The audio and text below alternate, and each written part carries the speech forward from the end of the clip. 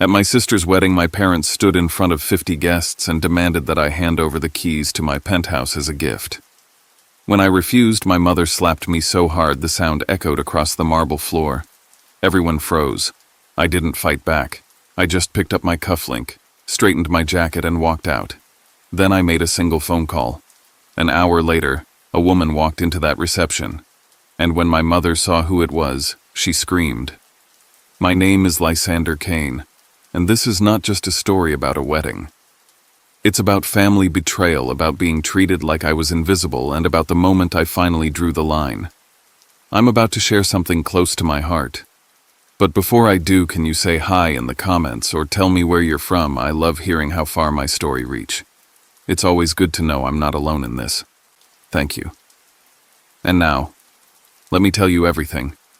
And if my story touches you, please don't forget to subscribe to this channel. Your support means the world. It tells me my voice matters, and maybe it helps someone else who's living through the same pain.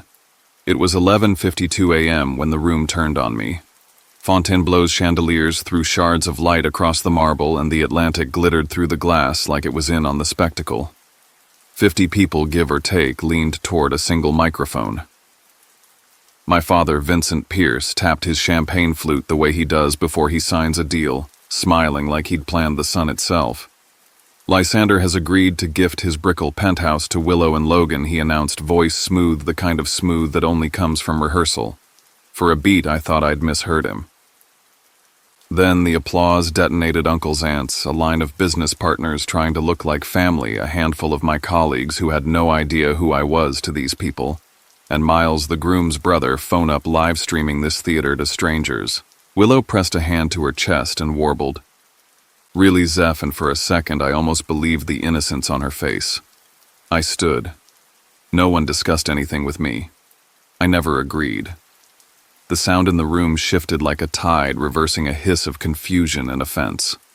My mother, Lillian, reached for the mic with a speed that would have impressed an athlete. "Give them the keys. Don't shame this family," she said, smiling for the guests while her eyes cut me open. "The penthouse is my property." I said, slow and clear, each word a rung on a ladder out of a familiar pit. "I do not consent." Willow's chin trembled theatrically. Logan, the groom, offered a soothing smile that asked me to be small. The aunts found their moral outrage. "Family first," Margot chirped. Tucker muttered something about me needing a wife to fix my attitude. A partner from one of my father's projects leaned to another and whispered not nearly quietly enough, "He probably leases a shoebox and calls it a view." The ridiculousness almost made me laugh. It didn't. Lillian didn't wait for any of it to land. She moved 3 strides across marble, the mic still hot in her hand. "Keys," she commanded, breath loud in the speakers. I didn't flinch. Then the slap. A sharp crack that ricocheted through the ballroom, amplified by the sound system, wrapped in the gasp of 50 witnesses. Pain flashed, white precise. Something small pinged against the floor and skittered my platinum cufflink, the one engraved Jakarta 2024. The one I bought after I closed the $50 million deal that everyone in this room pretends they don't know about. I didn't touch my face. I bent, collected the cufflink between 2 fingers, and fitted it back into place. The small click sounded louder than the slap to me. I looked up and straight into Miles's phone, into thousands of eyes that weren't mine to control. The room held its breath like a single lung. "Congratulations on your wedding," I said, voice flat as scalpel. "I'm leaving." I stepped away from the table, past Vincent's frozen smile, past Aunt Celeste's pinched disapproval, past 2 of my colleagues who stared like they were at the wrong screening. The chandeliers burned ice on my shoulders. People parted for me because they didn't know what else to do. In the doorway, I heard my mother again, not words this time, only the animal sound of someone watching a script burn. The hallway outside was cooler, darker, modern art running down the walls like timelines of other people's compromises. I pulled out my phone and dialed a number I'd memorized long ago for this exact moment. "Green light," I said when she answered. I heard Elena Navarro replied, calm as a metronome. I turned back to the glass and saw the ballroom reflected like a movie, my mother collapsing into a chair, my father's jaw slipping off the hinge of his performance. Willow cradling a bouquet like it could cradle her mess, and on Miles's screen, the viewer counter sprinting upward as if outrage itself had legs. Rewind to 7:30 a.m. Same day, same hotel. The air still cool from the night and the ballroom stripped to scaffolding and cables. I arrived early because that's what I do. I arrive before anyone expects me. I pay for what no one will thank me for, and I make sure things work. The room smelled like white orchids and starch, and rows of tables and gold cloth waited under ladders and light rigs. I met the band manager by the stage and settled the outstanding balance for the live set and the menu upgrade lobster, not chicken, $60,000 all in. He shook my hand like he'd shaken a lot of grateful hands. The gratitude never made it to my family. Lillian appeared inventorying with her eyes and gave me a once-over that found offense in a Tom Ford Navy suit. "You look like you're headed to a shareholder meeting," she said. "It's a wedding." Vincent drifted in a minute later, checked the seating chart like it was a term sheet, and tapped the spot where my name sat discreetly far from the Pierce table. "Don't start reorganizing things," he said. "We're not at work." I nodded. It's amazing how much easier nodding gets when you've spent 10 years proving yourself in rooms where no one nods back. I walked the perimeter unobtrusive until the walls had ears. A technician adjusted a speaker near the side hall where the AV station hides. I paused within sight of my parents, and their voices threaded the half-light. After the speeches, Lillian whispered we announce the Penthouse. He won't make a scene. He never does. He'll behave. Vincent agreed like he was talking about a dog who'd finally learned to heel. I stood still and let the words pass through me. Anger is a flare. I've learned to breathe until it becomes a pilot light. My phone buzzed.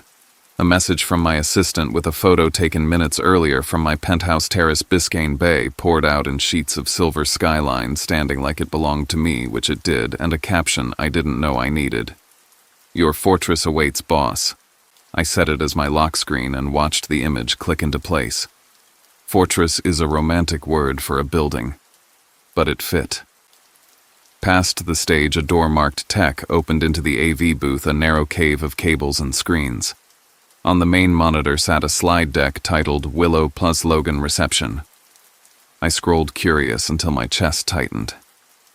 Our new home in Brickell, the slide read, and there in high resolution was my living room, the exact angle from my last architectural shoot. Below the photo, generosity of my brother Willow's speech. Not a placeholder, not an idea. A finished thought waiting for a microphone. I took a picture of the screen, time-stamped it, and forwarded it to my assistant without comment. When I stepped back into the ballroom, a planner intercepted me with a white envelope and a rehearsed smile. "This is for the key ceremony," she said. "We'll cue you after the toast." Inside the envelope, a velvet box molded in the shape of a key embossed with my name. It would have been funny if it weren't so precise. "I didn't order this," I told her. She frowned, checked her clipboard, then pulled up the invoice on a tablet. Purchaser Lysander K. Email lysander.kane event, something that wasn't a domain anyone uses. Mind sending me that I asked? She did. I forwarded it too with a single line, "Find the source." As if summoned by the scent of resolve, family drifted over. Aunt Margot clicked her tongue. 30 and no ring, Lysander. "You work too much." "I never promised a house," I said, quiet enough to almost pass as a thought. "Family comes first," Vincent added, passing behind me as if he'd just invented the phrase. "Boundaries are part of family," I said, and didn't mind that he kept walking. The room filled, the orchids warmed into sweetness, and I let the logistics wash over me, the clink of glassware, the thud of bass during a sound check. A planner teaching a junior how to fold a napkin into something that looked like advice. I could have left then and avoided what came later, but leaving would have meant admitting there was a negotiation left in me. There wasn't. My assistant called at 9:18, got something she said. The email was created 2 days ago from an IP block registered to Pierce Properties. The name tasted metallic in my mouth. My father's office, his network, his insistence that I was paranoid when I asked him to keep family and business separate. "Document everything," I told her. She didn't need me to say it. I walked to the terrace doors and looked out at the swath of blue where tourists were already laying out towels. Miami pretends at ease better than any city I've known. Inside, the ballroom hardened from potential to inevitability. The band ran their last chords. The decorator set the key ceremony envelope near the dais as if it had always belonged there. When Willow floated through in a silk robe to check the flowers, she passed the AV door without glancing, and for a moment I let myself believe she didn't know.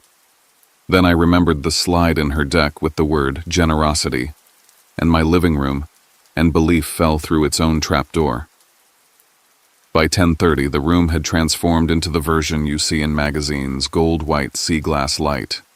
I tested my cufflinks, both snug, both engraved, then straightened my jacket one last time. I found my seat far from the Pierce table, close enough to an exit to feel honest about it.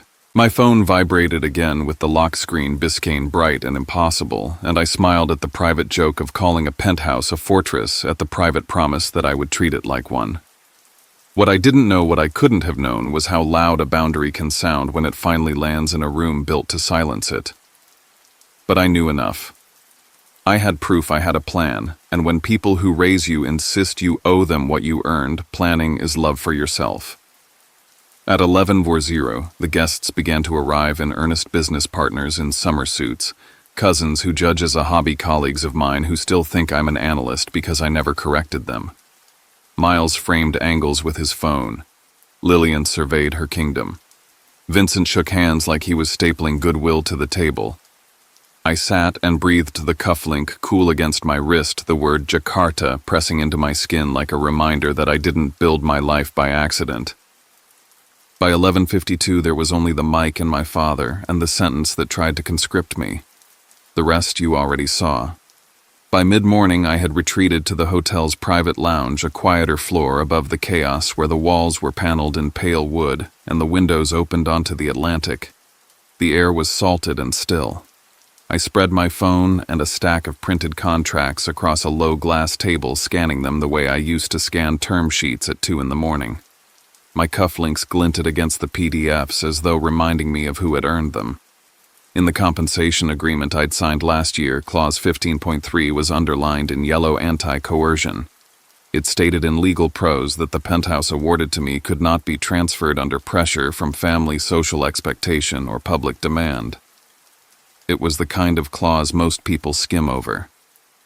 I had insisted it be there. I dialed Elena Navarro. She had been my mentor for 5 years, and though her tone was always steel, it had become the closest thing to reassurance I had. She answered on the second ring. "Are you in position?" she asked, as though this was a negotiation rather than a wedding. "Yes," I said. "If they force me in public, we use green light." There was a pause, then her voice softened into something I rarely heard. "They will overreach. When they do, they give us the opening. Let them. We'll shine the light." "If I have to light it up," I said, "I'll burn every bulb." After we hung up, I called my assistant. She was already at her desk across town dashboard, glowing with feeds and alerts. I told her to build a capture net, scrape any live stream that might surface, stamp it, archive it, make sure it could be admitted as evidence if lawyers needed it. "Already started," she said. "Miles is broadcasting everything. Viewer count is rising even before the vows." She called back 20 minutes later, her voice threaded with disbelief. "You should know Pierce Properties sent yet another request for a meeting with Elena this morning. It's the 8th in 8 months. They attached a draft of a good faith agreement. It includes a line about leveraging the personal residence of Lysander K as a symbol of family unity." The words hit harder than I expected. It wasn't just about humiliating me. My father was trying to borrow the image of my penthouse to patch the holes in his balance sheet. "File it," I said. "We may need it." I stared out over the water. From here, Miami looked clean, the horizon uncomplicated. But the truth was sliding into view. They didn't just want my property. They wanted the leverage it represented. I asked for confirmation of something else I had suspected. Elena, discreet as ever, had bought into Pierce Properties in a previous restructuring. 40%. Enough to call a board meeting within 24 hours if she cited moral turpitude damaging shareholder value. My parents had no idea.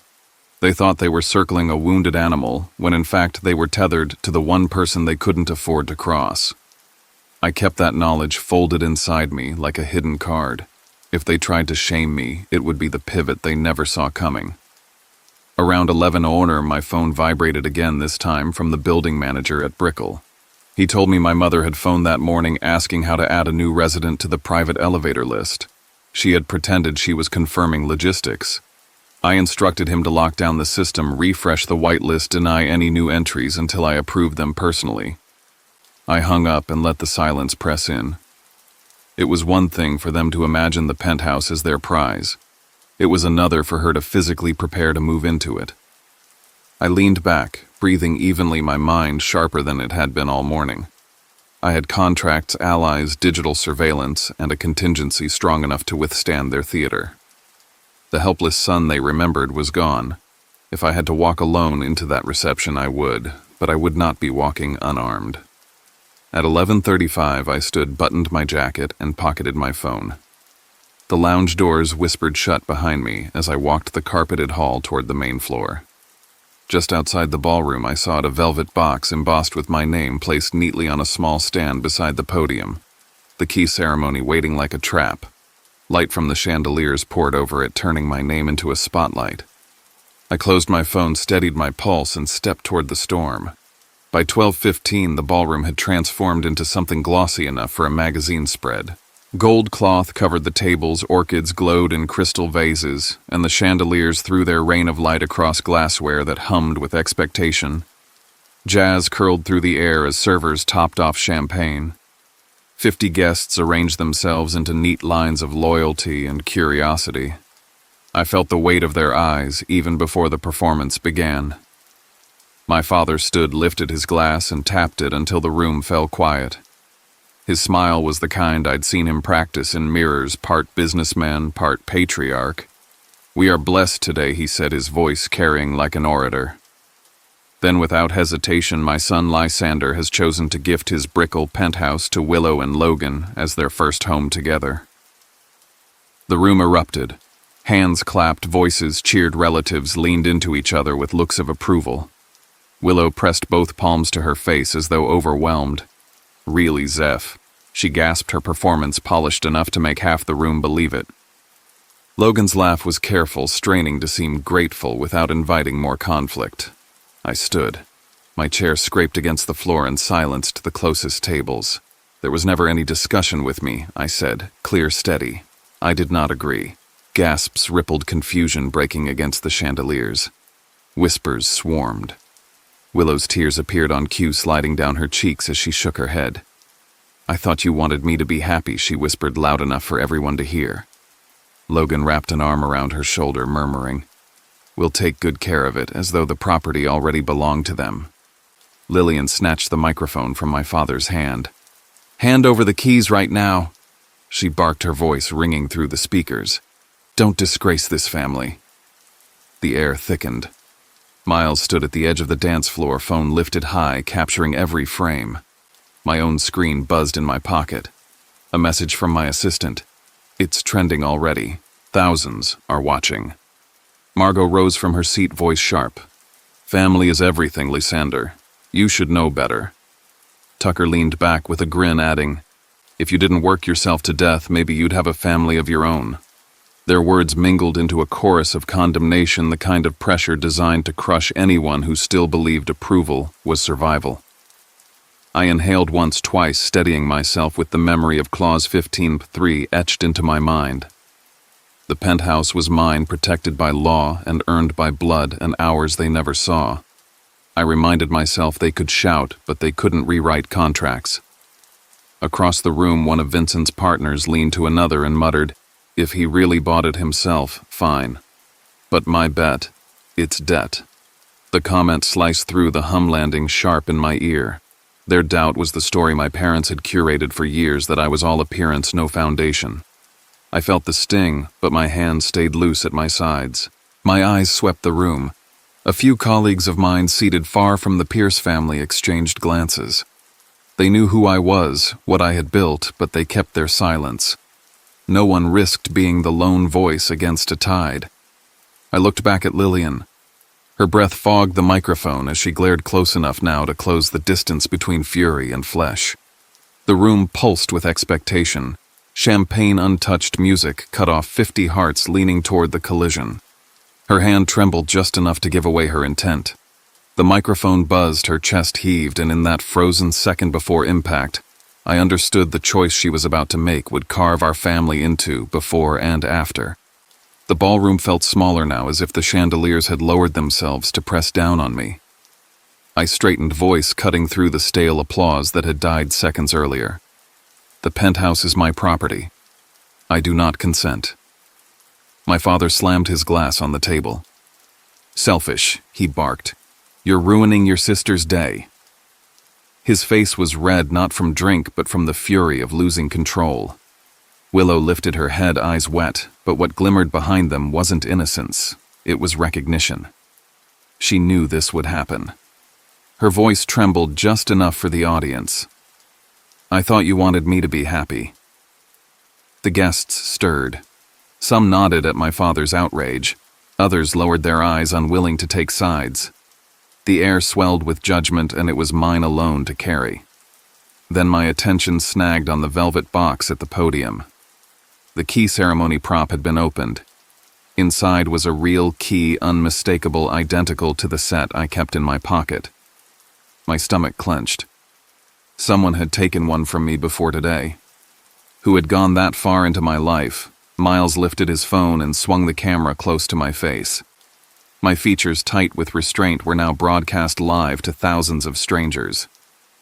My phone buzzed against my leg. A message from New York friends.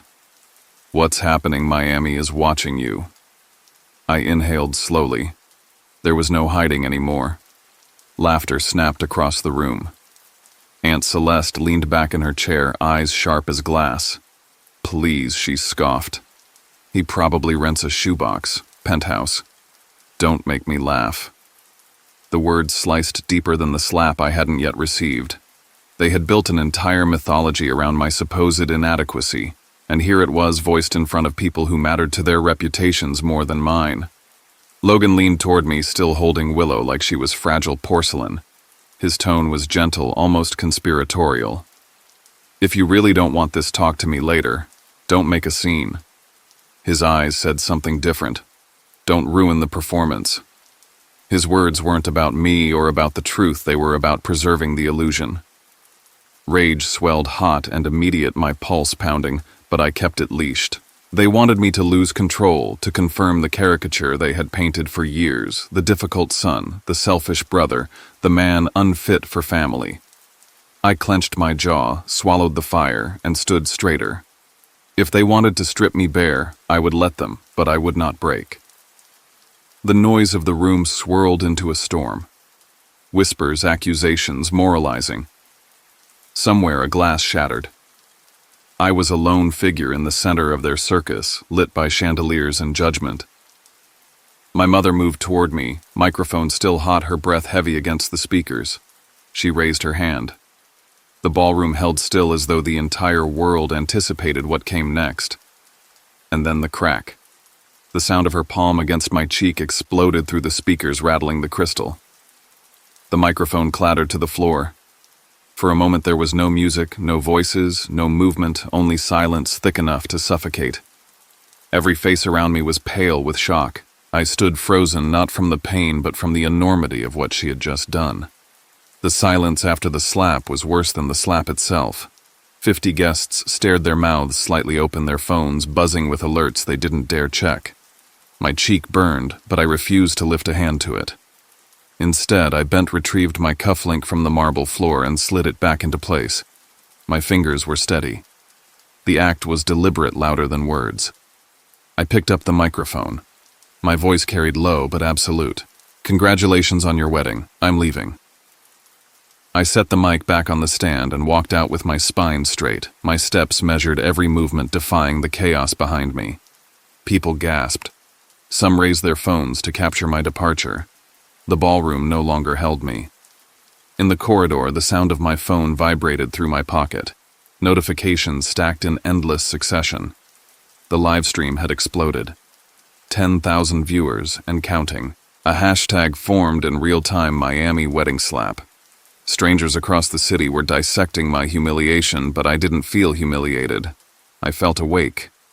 As I passed two hotel employees whispering by the service door, I caught their words. He came in a Bentley.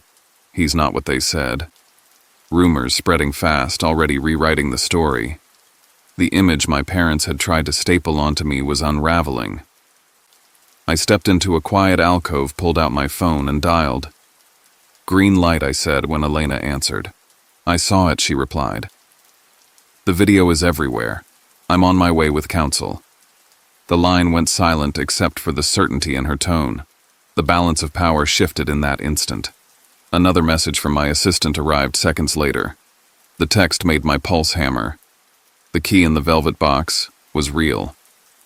Security footage showed Willow entering the AV room earlier, tampering with the setup. My sister hadn't just been complicit, she had engineered it. The proof was already in legal hands. I touched my face. The sting was still there, a reminder carved into my skin. But my mind had never been clearer. My family had crossed the last line. There was nothing left to save, no bridge unburned. I walked down the hall to the glass doors that opened onto a balcony overlooking Miami Beach. The sunlight crashed over the ocean, dazzling and merciless. Below, the sand glowed white and the water glittered like broken glass. I let the heat wash over me and felt the resolve crystallize. My phone buzzed once more. A message from Elena. 1 hour. Be ready. I slipped the phone back into my pocket and gripped the railing, the city sprawling below like a chessboard. The next move was mine. There was no turning back. The room had curdled into whispers and side glances by the time the doors opened again. Afternoon light spilled in like a spotlight and cut a path across the marble. Heels clicked in a measured rhythm. Elena Navarro stepped through in a black Chanel dress, hair, pinned back eyes calm and exact. Two attorneys flanked her and a junior assistant carried a leather folio thick with documents. Conversations died mid-syllable. Glasses hovered in mid-air. Even the band half-packed to leave froze with their cases open. I didn't move. I let the silence do the introduction. My mother was the first to find her voice. No, she said, not a word, so much as a refusal. No. She rose, then sat, then rose again, as if the floor had turned to water. My father's hands trembled on the back of a chair when recognition finally crawled across his face. 8 months of unanswered emails and rescheduled invitations were suddenly standing in his daughter's reception hall, dressed like a verdict. Elena didn't take the mic. She didn't need it. "Good afternoon," she said, her voice carrying with ease. "My name is Elena Navarro, CEO of Kane Ventures." A ripple ran through the room. Heads turned toward me. "Mr. Kane," she continued, nodding, "serves as our Vice President of Strategy. He led the Jakarta expansion last year and our recent initiatives in Singapore and Tokyo." She let the facts settle where the gossip had been. The contrast was surgical. My mother lurched toward the nearest ally and found none. My father attempted a smile that didn't make it to his eyes. "This is a family matter," he said, reaching for diplomacy that had saved him in other rooms. "With respect, Ms. Navarro, perhaps." Elena lifted her folio and unfolded a contract sleeve. "Clause 15.3, she said. "The residence at Brickell awarded as compensation is expressly protected from transfer or reassignment under familial or social pressure. Any attempt to coerce, announce, or otherwise compel a gift is a violation of Mr. Kane's rights and subjects the coercing party to civil remedies." She paused, and given the presence of investors and partners here today, such conduct may rise to the level of behavior detrimental to stakeholders. A hush settled deeper than the last. A few guests slid their phones lower to their laps to capture more discreetly. I stood beside Elena, hands at my sides, face composed, letting the weight of simple sentences do what shouting never could. Then she laid down her next card. "For transparency's sake," she said, "Kane Ventures currently holds a 40% stake in Pierce Properties through a prior conversion. In the event of continued misconduct or refusal to correct the public record, I am prepared to call a special meeting of the board within 24 hours to consider leadership remedies. An apology and retraction within 48 hours would be prudent." The words struck the room like a bell. My father's eyes flicked from Elena to me and back again, searching for an angle that wasn't there. My mother shook her head, lips moving soundlessly. Someone near the back exhaled an oath. The taste of cheap triumph didn't appeal to me. What I felt was relief, the kind that arrives when the truth puts its hand on your shoulder. Elena nodded to her attorney, who stepped to the AV stand and tapped a laptop awake. The projector flared to life. "We'll keep this brief," the attorney said and cued a short clip. The timestamp was early morning. The camera above the side hall looked down on the door marked Tech. Willow appeared in the framed silk robe, hair and rollers glancing both ways before slipping inside with a white envelope in hand. The video paused on her face as she placed a velvet box on the podium and adjusted the slide deck. A murmur rose, then receded like a wave. I heard Logan's breath catch. His family stared at him as if he had authored this too. Willow stood motionless, a bouquet wilting in her grip. Across the ballroom, Miles's live counter jumped. People announced numbers to no one in particular, 20,000 watching, then more. "This will be the wedding Miami talks about for years," someone whispered not unkindly. A few guests set their glasses down with small, decisive clicks. One of my father's largest partners stood smoothing his jacket. "In light of this," he said, not raising his voice, "we'll be pausing our transaction until your governance is clarified." He nodded at Elena, then at me, then walked out. 2 others followed. The vacuum where my father's certainty usually lived became visible. I didn't gloat. I didn't move closer. I simply met my father's gaze and held it. He looked at me like a man who'd misread every chart and now saw where the line truly bent. My mother slumped into a chair, the rage gone, the performance finished, only fatigue left behind. Willow's tears finally came for real when Logan stepped back from her and stared at the floor. I felt Elena's presence beside me like a steady column. For the first time today, I wasn't a lone witness to my own life. I didn't have to explain. I didn't have to argue. Standing still was enough. My father turned, voice roughened into something raw. "You've destroyed this family," he said, and the sentence sounded like he believed it. I let the quiet widen until it could hold exactly what I meant. "No," I said. "You and Mom did that yourselves."